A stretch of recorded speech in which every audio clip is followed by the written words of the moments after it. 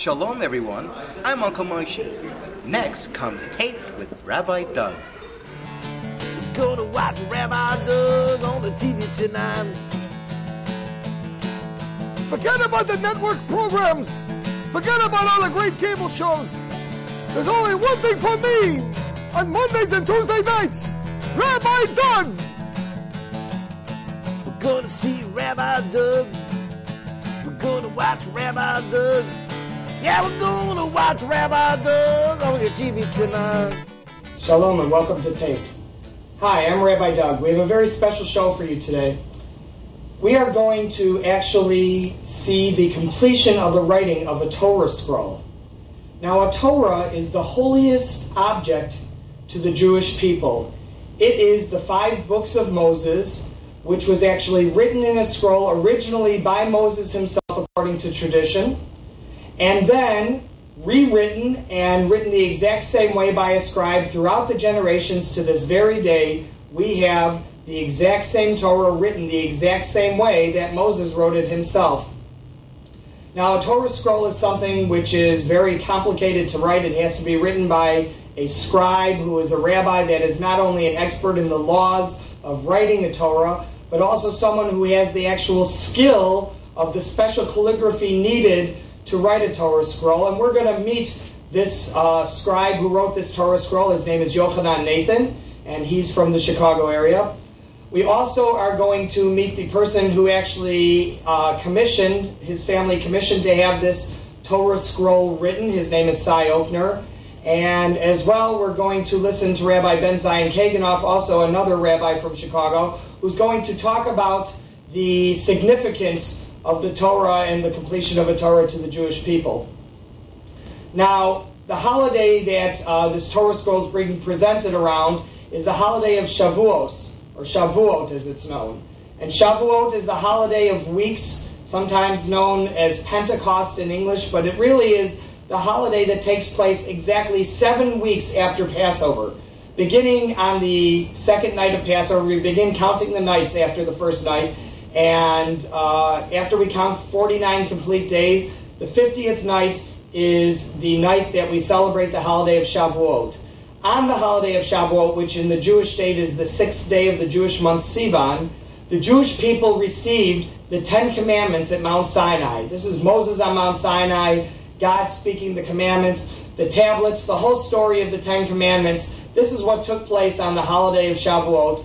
And this Torah scroll being completed and presented to the congregation by the Okner family around the Shavuot time really is very significant, because what this holiday represents, the time that the 10 Commandments and the original Torah were presented to the Jewish people, was at Shavuot time. So right now, I'd like to take you to the Okner home, where the Torah is going to be, the last letters of the Torah are going to be completed by our scribe, Yochanan Nathan, along with family and friends. And then we are going to march in a parade to the congregation, where the Torah will be presented into the ark after celebrations and such. So come join us and be part of this historic event. We're now finishing the last letter of the Sefer Torah now. This will complete the writing of the Torah.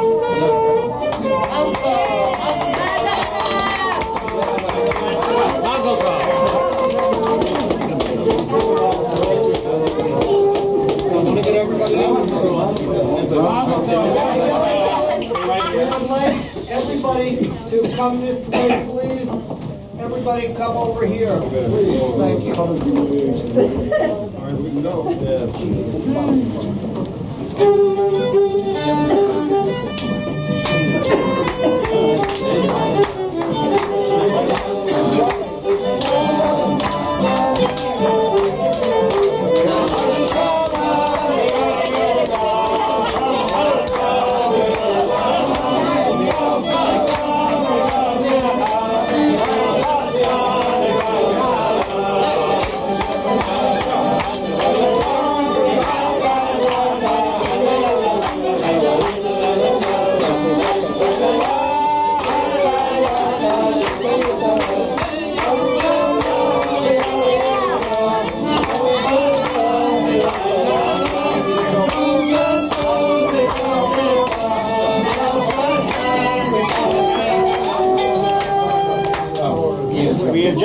included. Can I say one word?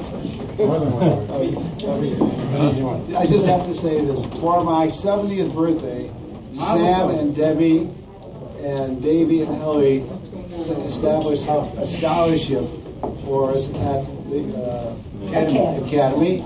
And Jody and Joe and Annie commissioned the Torah to be written. So everything around the birthday centered around those two events. And of course the scholarship has been established. I think they've even made some more contributions to it. And tonight we're studying Torah. It was a wonderful birthday a year ago, and I get to celebrate it twice. Thank you all for being wonderful. Well, we missed the first birthday.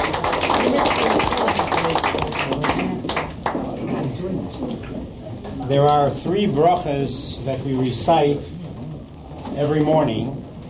And as I kidded Sai, knowing a little bit about his late coming habit sometimes to shul, that's the part that he usually misses in the morning. No. The only part that's not true is the sometimes. But they're really the beautiful brachas because they really are the whole story why we're here now and what the purpose of this is. You stand right by here. He's going to recite 3 brachas first, then we're going to give them an extra bracha. The trouble saying is because I never got there in time for the bracha. Baruch atah Adonai Eloheinu melech haolam asher kiddushanu b'mitzvosav tzivanu l'asor divrei Torah. Amen. Amen. Adonai Eloheinu es divrei Torah b'finu v'vi amecha beis Yisrael v'hiya anachnu v'tzetzoheinu v'tzetzohei amecha beis Yisrael kulanu yodei shmecha v'lodei surosecha lishma. Baruch atah Adonai Malay Torah Amo Yisrael. Amen. Atah Adonai Eloheinu melech haolam asher b'karbonu mikol ha'amim v'nasamanu es Torah. Baruch atah Adonai nosein ha'torah. Amen. Just one word of explanation. One second, let him read the pasuk in the Torah. Oh, sure. Come on. Yeah, read this pasuk here. I'll help you. Wait, where's Mayor? Okay, here. Wait, where's Mayor? Let him read. Ulachol, Hayad, Chazaka, Ulachol, Hamorah, Hagadol, Asher, Asa, Moshe, Einei, Kol, Yisrael. Hazak, Hazak, One time in a lifetime. The first bracha is interesting because we thank God who sanctified us, and then the word is very important, especially selected. V'tzivonu, and he commanded us, la'asok b'divrei Torah, which means literally to be involved in Torah. Now it doesn't say to learn. Some people are able to study, some people are able to support, some people are able to encourage, to make possible, as I say, through scholarships, things of that sort. This is a marvelous thing. It means studying or being involved in Torah. That's very important. And then we ask God, and this of course is the real clincher, as we say, we ask God that He makes the words of the Torah sweet in our mouth and in the mouth of your people, the house of Israel, so that we and our children and all of the children of the house of Israel, all of us will know your name and study your Torah seriously. And then we thank God who teaches Torah. And then the third bracha, of course, is the bracha of the Torah. God who has selected us from all nations, and He gave us His Torah. We thank God who gave us the Torah. And now, what I would like you to do at this time is to recite the Shechiyadim. Baruch atah Adonai Eloheinu melech haolam she'eheyanu v'kiyimanu v'hiyanu l'zman hazeh. Amen. I'll conclude now this part, and then we're going to sing, of course. Yivarechecha Adonai v'yishmerecha. May God bless you and protect you and give you all good things. May God be good to both of you and gracious to you. And He saw Adonai panav elecha v'yosem lecha shalom. May God lift up His face toward you and grant you good things only. Contentment, good health, nachas, all the things that bring about the joy of life. Amen. One last word. One of the rabbis, I'm not sure Rabbi Doug, said that writing a Torah or being involved is the 613th commandment. So now I can start working backwards. That's right. That's it. I only have 612 more to go. We're going to, in a moment, the singing and the songs and the melodies, if you notice, have to do with bride and groom. And the question is, why the bride and groom? Where does this come in? Or, in a few minutes, we're going to march to the accompaniment of music with the Torah under a chuppah. And how does that come about? What is the purpose? The Hebrew word for heritage, tradition, that which is given to us, legacy, is the word morasha. Morasha. And the rabbis tell us, don't say it's morasha, which means an inheritance, but say, with a little play on the word, mu'urasa, an engagement, marriage. The rabbis saw the relationship between God and Israel is a marriage. The relationship between Israel and Torah is a marriage. So that's the reason why we march with the Torah under the chuppah. This is an everlasting bond. It has its ups and downs, as many marriages do, but thank God, thousands of years, we still, as a people, Yisrael ve'oraisa chad, it's a threefold marriage, and that is the reason why this is, the simcha is like this. Siman tov, mazel tov, mazel tov, siman tov, siman tov, mazel tov, mazel tov, siman tov, siman tov, mazel tov, mazel tov, siman tov, siman tov, mazel tov, mazel tov, siman tov, siman tov, mazel tov, mazel tov, siman tov, siman tov, mazel tov, mazel tov, siman tov,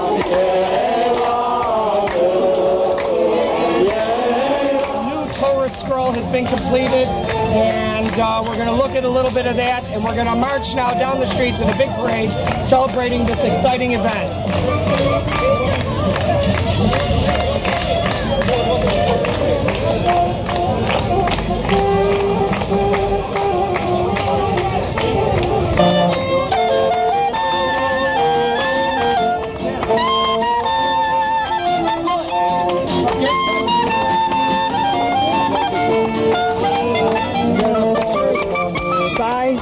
This Torah is something that you have commissioned to be made. It's in your honor. I know in honor of your 70th birthday. It's in honor of the Okner family. And in honor of your family. Can you tell me why a Torah? What made you decide to do a Torah as far as this dedication went? Oh, actually, my family surprised me with it. I'm the one who's, as you know, completing a Torah or having some portion of activity involved with it is the 613th commandment.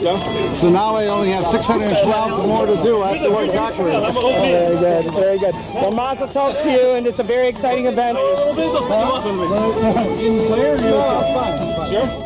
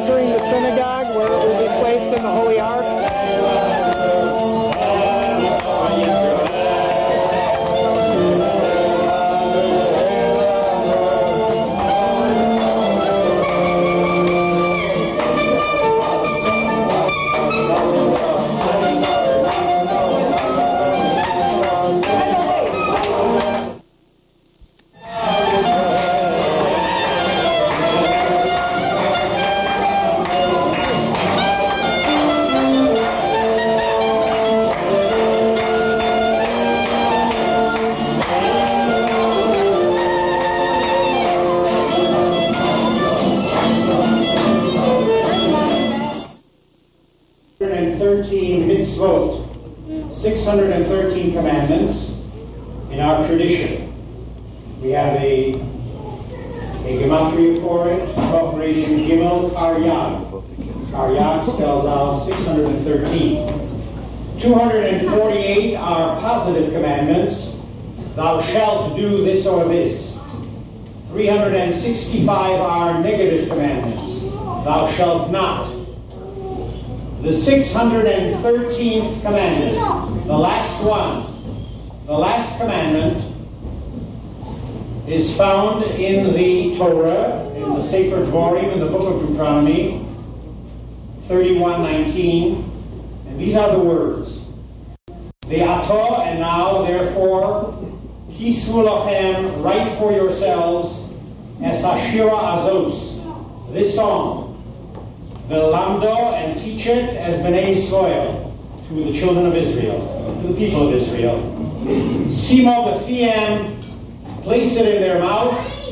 Laman tiet ashira azos le'ed b'nei Yisrael, la'ad b'nei Yisrael, so that the Torah will remain, this song will remain forever for the people of Israel. And there are several interesting statistics that the rabbis were able to put together. In fact, it's rather interesting. There is an era of Jewish history which is called the era of the Sopharim. The Sopharim. In English, we translate it very often as the scribes. It has nothing to do with scribes, although there were scribes among them, just as Rabbi Yochanan, who was the scribe who wrote this beautiful Torah, did. But basically, they had other purposes. They were teachers. And so the rabbis remind us, and they tell us, Lo manikru sofrim. Why were they called sofrim? Actually, they were not only scribes. A sofer is a scribe. She oya sofrim called osio shebetorah, because they counted up all of the letters of the Torah. That's quite a job, to count all the letters in a Torah scroll. In fact, the word sofer means to count. Sofer. In fact, we are now concluding, and tomorrow night we will conclude the Sphira period. Sphira means counting the Omer.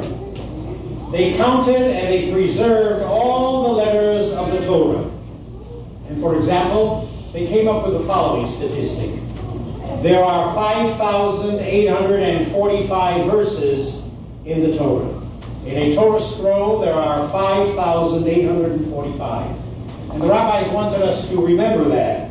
So they take the letter 5845, and Hey is a 5, and Ches is an 8, and Mem Hey is 45. Ahamo, it spells out. It means the sun. That's the Hebrew word for sun. And it's a marvelous lesson here, because we are reminded, the rabbis tell us, not only the counting, that's not important, but the lesson in the counting.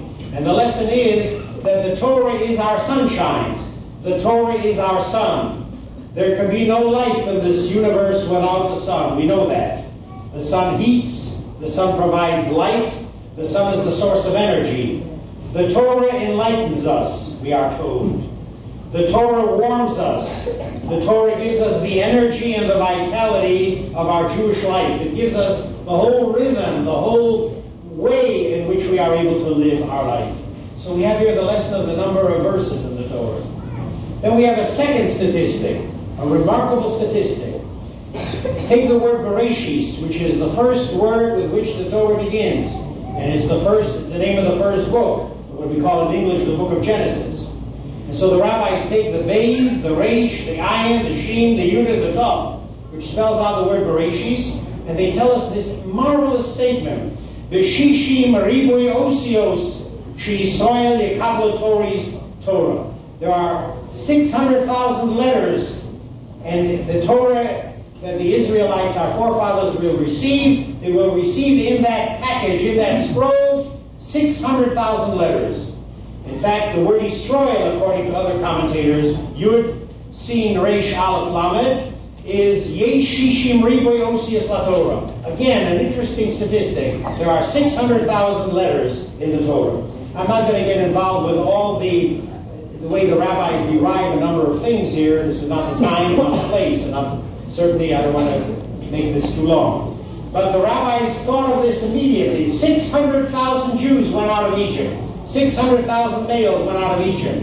And therefore, the rabbis teach us this marvelous lesson. They tell us every Jew has a letter in the Torah scroll. Every Jew is represented somehow by his name in that Torah scroll. He may not even be aware of that connection.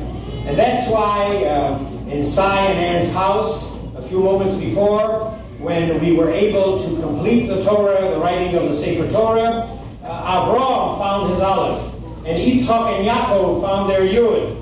And I was fortunate, thank God, in Sion, and I was able to get my vase, the only vase that was left, and the only one that was left.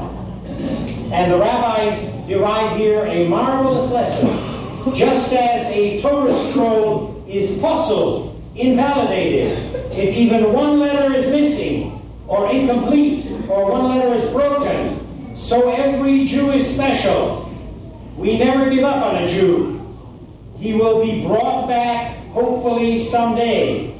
There will be something that will bring him back. He has a place in that Torah scroll. He can point out and say, I am represented there. I have a chelik there. And that's where we get, through another discussion, we get the expression, das Bintaleid. As long as a Jew has even a speck of something that is still holding him on, then that will bring him back someday. And so the second lesson is that just as the Torah scroll must have all the letters, so every Jew has a chelik, every Jew has a share, and we cannot say he doesn't belong. He's out. Every Jew is within the circle, whether he's aware of it, whether she's aware of it or not. And finally, the last letter of the Torah scroll, in fact, the letter which Sai completed, was the Lamed. The Lamed.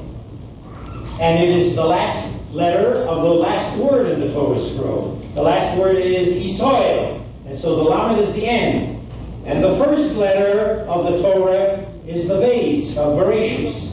The first letter of the word Bereshis with which the Torah begins. And the rabbis say to us, join the letter at the end, the Lamed, to the very beginning. And for us Jews, it's always a continuity. Whenever we finish the Torah reading, Amsel the Torah, we begin Einei Kol Yisrael, and then we go right into Bereshit. The Lamed is connected to the Beis. And so the rabbis say, you get the word Lamed Beis, or even like Israel, the El of Israel, and the Beis of the beginning, the word beginning. That's the LB, the Lamed Beis. In Hebrew it spells out a beautiful word, Lev, which means the heart. The Lev represents devotion. The Lev represents dedication. The Lev, the heart, represents love. The Lev represents concern. The Lev represents caring. The Lev represents feeling. All this is part of the Lev. All this is part of the heart. And so as we gather to share in your simcha today, it's a wonderful simcha. And as I said when I got my letter, I said, I accept it and I do this for all the generations before me. And most importantly, God willing, for my generations in the future. Amen. So I wish the same for you, the special tie-in, the special continuity of the generations before. May Hashem, may God bless you with good health, with joyous hearts, to enjoy nachas from your children, from your grandchildren, and from your family. And may all of us share good things with you for many years to come. Amen. I'm here right now with Yochanan Nathan. He is the rabbi, the sofer, who actually did the completing of the Torah. Yochanan, how many Torahs have you actually completed in your career as a sofer, as a scribe of Jewish articles? 4. 4 Torahs. And could you tell me how many did you write? I know this Torah today that we completed, you did not write. This was written in Israel, am I correct? No, I wrote. This Torah, you wrote the whole thing from beginning to end. You did. Are there any Torahs that you've completed that have been written by other sofer in other places? I've done a few like that. A few like that also. So it is sometimes that a different sofer finishes a Torah than the one that completes writing it. So you did this one from the very beginning. You started this Torah how long ago? It's about a year and a half writing. A year and a half's writing. And do you do this full time? Is this something when you write a Torah, do you devote 8 hours a day to it, a full-time job? Or is it something that you do part-time for the year and a half, say a half a day or a couple of hours a day? How do you really do that? Well, when it gets down to the wire, I devote all my attention to it. But it's about 4 or 5 hours of writing if I'm doing it on solely. But as my job as a sofer in Chicago, takes me to other situations too, so I can't devote exclusive time to that. But overall, it's about a year to a year and a half's worth of writing, depending on how busy I am in other matters. And do you spend most of your time fixing Torahs, writing Torahs, or are you fixing tefillin and writing tefillin that people wear on their arms, or writing the mezuzah parchments that are placed on doors? What do you think you spend most of your time doing as a scribe? I would say I do most of my time with checking tefillin, mezuzahs, and Torahs. But I'm hoping to get more and more into the writing angle and let other people do the checking. Very nice, very nice.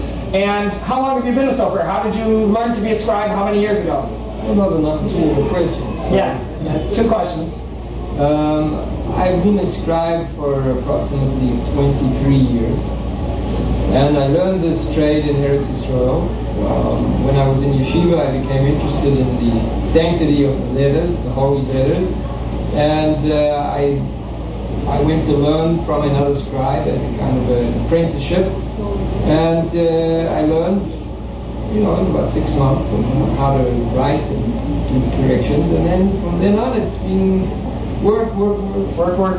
Well, I want to wish you a yasher koach and a mazel tov, and you should be tiskei l'mitzvos. You should be healthy and well to be able to write many more Sefer Torah, many more mezuzahs, many more tefillin parchments, and only no simchas and happy occasions as we're celebrating today. Amen. Thank you very much. All right. I'm so glad that all of you were able to be part of this. I know that it's something that doesn't happen every day. Certainly a Torah scroll, as many might know, can cost anywhere from $20,000 to $60,000 to commission to be written by a scribe. Of course, a scribe, as Rabbi Nathan mentioned, spends over a year writing a Torah scroll, and he certainly has to make a living as well. And so a Torah scroll is something which is as the cost of the actual parchment that it's written on, and the rollers that it's put on, the sinew that it's sewn with, and the expertise that goes into it, certainly is an expensive venture, but something that is very significant for the Jewish people and for every Jewish community that experiences a new Torah being written. Of course, Torahs are often sold to congregations, when some congregations actually, whether they're elderly or in neighborhoods that change and the congregations end up closing up, they may merge with another congregation and bring their Torah scrolls in with that congregation, or actually sell their Torah scrolls to other congregations. So that's another way that many synagogues obtain Torah scrolls. And of course, there are numerous Torah scrolls that were destroyed during the Holocaust in Nazi Europe during World War II. And the Nazis actually took a number of Torah scrolls from different places before destroying synagogues and expected to save them for a museum of an extinct people. And thank God they weren't able to do that. And these Torah scrolls actually were found in storage, and some of them actually have been saved and restored and sent to congregations around the world, and there are many of them in the Chicago area as well. Again, I want to thank you for joining us here at TAPED. I hope you'll watch us in Chicago on Channel 19. If you're Skokie Mount Prospect TCI, we're on Channel 35. If you are Highland Park and Winnetka TCI, we're on Channel 2. In Chicago, we are on Mondays at 8:30 p.m. and Tuesdays at 3:30 p.m. If you're in Skokie Mount Prospect TCI, then we are on Wednesdays at 8 o'clock p.m. and on Tuesdays at 11:30 a.m. And if you're in Highland Park Winnetka TCI, we are on at 4 o'clock p.m. on Sundays and 7 o'clock p.m. on Tuesdays. I want to thank our producer, Ricky Fleischer, my technical assistant, Linda Cooperman, and everyone involved here at TAPED. Shalom, and see you next time at TAPED with Rabbi Doug.